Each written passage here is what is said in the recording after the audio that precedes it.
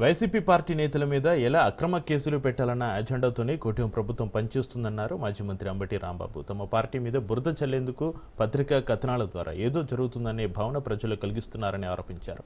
ఆ సిటీ ఈ సిటీ అంటూ ఎవరో ఒకరిని తీసుకొచ్చి వేధించి స్టేట్మెంట్లు ఇప్పిస్తున్నారని మండిపడ్డారు అంబటి. కూటమి పాలనలో రాష్ట్రంలోని అన్ని వ్యవస్థలను దుర్వినియోగం చేస్తున్నారన్నారు. ఆఖరికి దేవాలయాలను కూడా తన స్వార్థ ప్రయోజనాలకు వాడుకునే నీచమైన పరిస్థితికి ప్రభుత్వం దిగజారిందని విమర్శించారు అంబటి.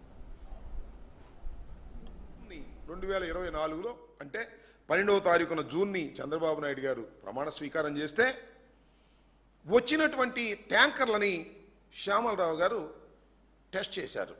టెస్ట్ చేస్తే దానిలో వనస్పతి కలిసిందేమో అనేటటువంటి ఒక అనుమానాన్ని వ్యక్తం చేశారు ఎన్డీడీబీ వాళ్ళు.